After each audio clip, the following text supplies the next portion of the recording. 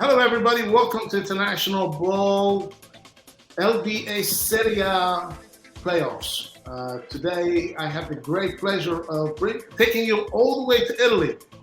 So, a very exciting news of going and speaking to former Toronto Raptor coach and who recently won the Euro Cup championships with Virtus Segafredo Bologna. Of course, this man is also one of the only Toronto Raptor coaches who has won the World Championships and the NBA Championship in the same year. Let's take you quickly to Segafredo Arena, and I'm going to bring Coach so we can have our conversation.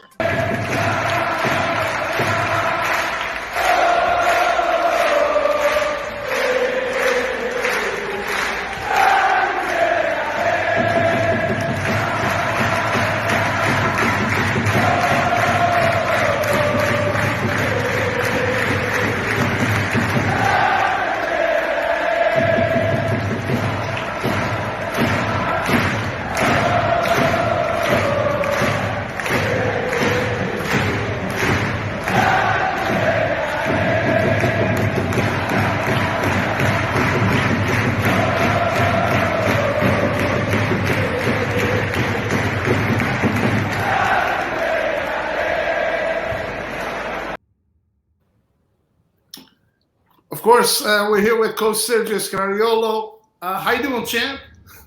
I'm doing great. Tom, how are you? I'm good. Thank you for taking the time out of your busy schedule and doing this with us here in Toronto with International Ball.tv. Of course, we've been broadcasting your games here in Canada and following you very closely, going to the LBA Serie playoffs. Coach, take us back about this season. I mean, how did everything come about? Moving into this season, COVID, a lot of injuries, a lot of ups and downs, starting with Coppa Italia. Well, we start with Super Coppa actually. Right after the training camp, we came off really ready to go. No injuries. Everybody was prepared, and actually we won that Super Coppa with great performances. We did Milan in the final, and then during the Super Coppa and the very first regular season game, we had two really bad season-ending injuries in two of our main players. Epe Udo, former NBA player among those two. And we had to start, replacing people, finding for substitutions, figuring out, and we had many more tough injuries. And until, say, mid of February, we really struggled with injuries. We could keep it up in the Italian league because the physicality of the league is a little bit lower than the Euro Cup, the European competition. We lost a couple of steps in the European competition. Actually, we got into the playoff at the fourth seed. After February, we got eliminated in the semifinal in the Cup of Italy. It was pretty painful loss. From then on, we found some help. We brought on board a couple of experienced players, and I think our team got better, especially in terms of toughness, in terms of experience, in terms of defense, and we basically haven't really lost a game from then. It was an unbelievable stretch with the Euro Cup playoffs, where we had tough opponents. We had a great semifinal. We beat Valencia on the road.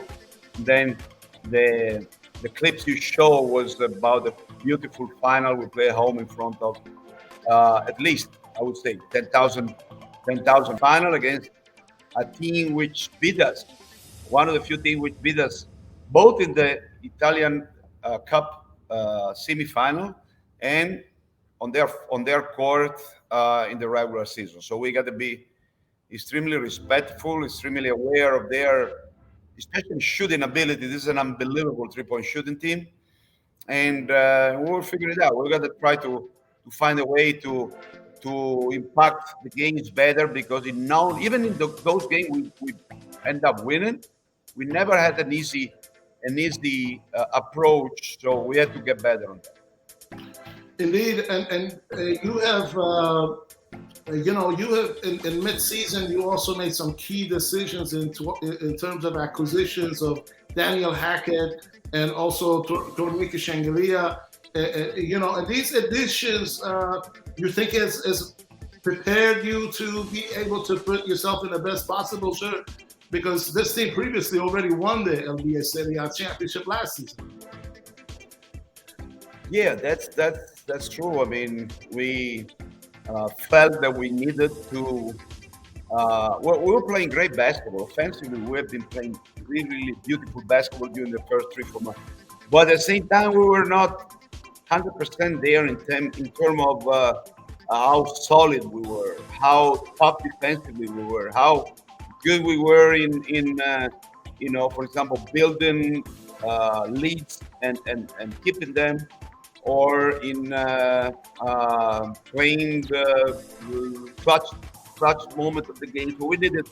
Long story short, a couple of players who were bringing in winning mentality, experience, um, who were used to play that kind of a game.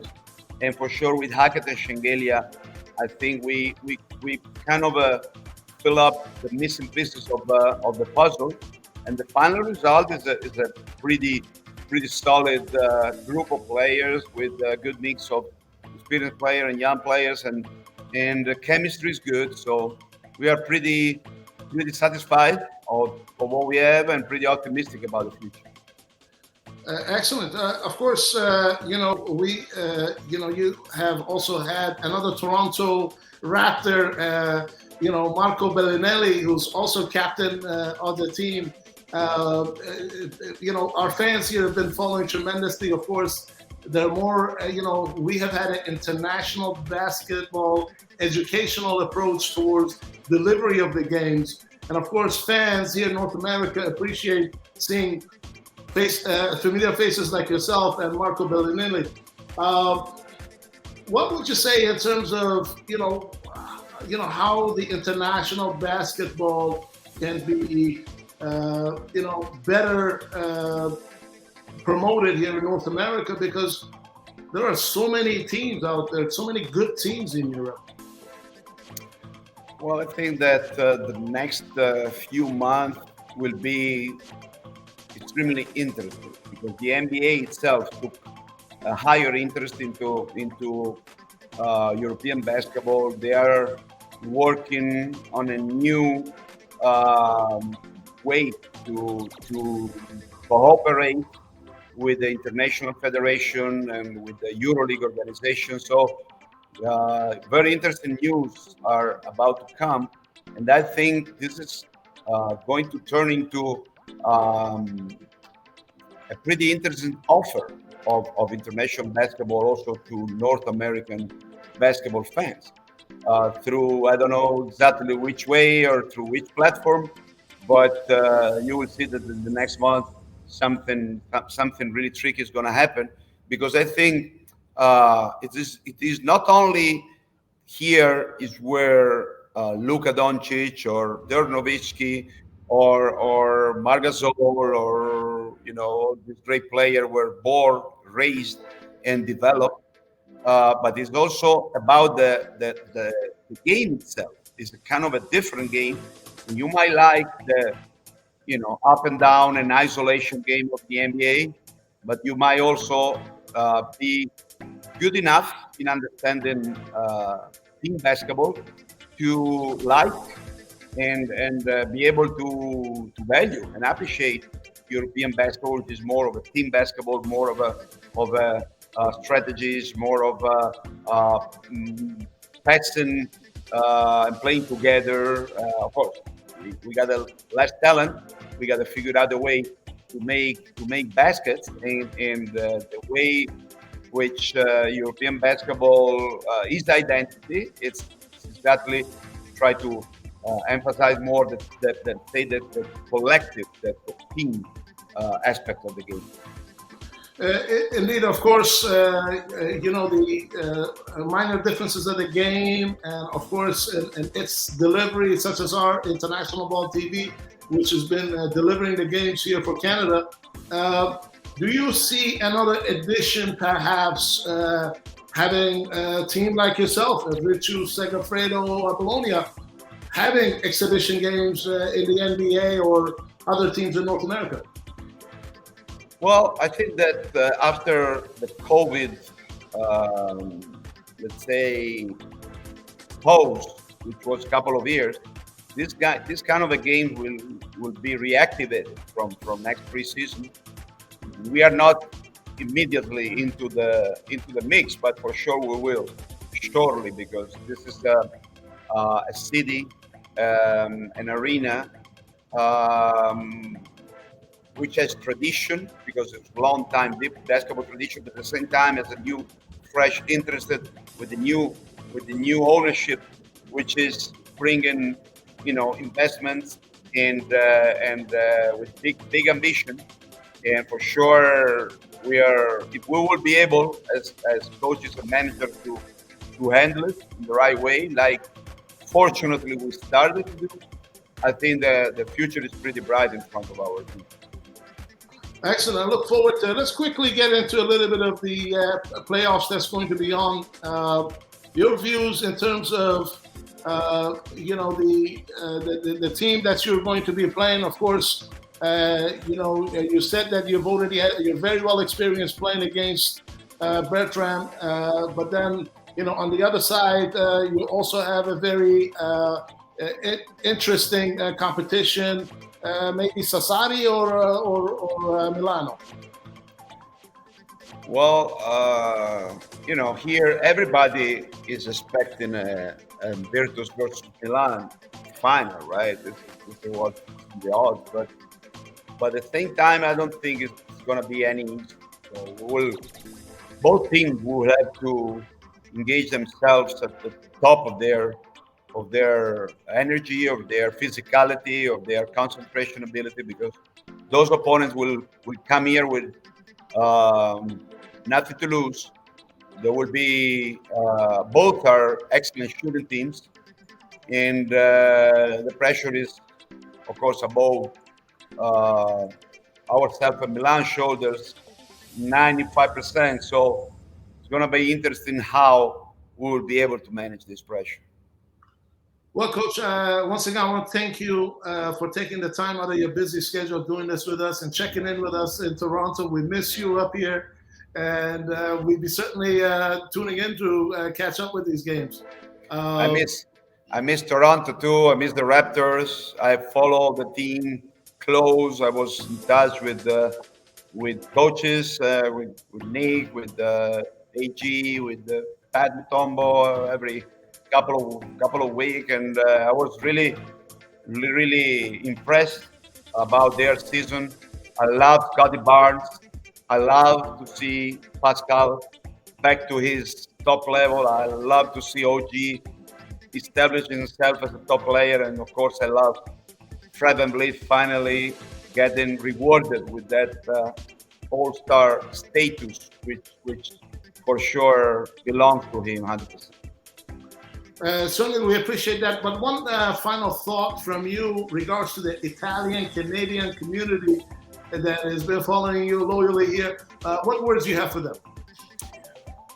Well, left friends there, and I am in touch with a couple of them still. And I was thinking of it at the parade. We had the parade with the open still in Boston. And the open bus through the streets and the main square.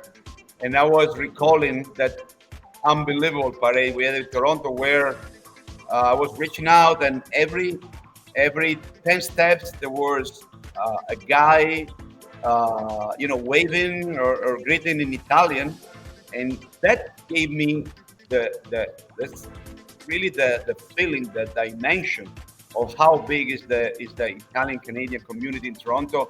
That was honestly great. Why don't you give us a little bit Italian?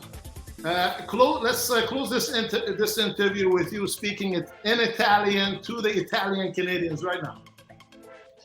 Ai miei amici italiani di Toronto, forza Virtus e forza Raptors. That's brilliant, Coach. Thank you very much for doing this again, and look forward to following your continued success. Best wishes, Coach. Sure. Take care, Tom. Bye-bye.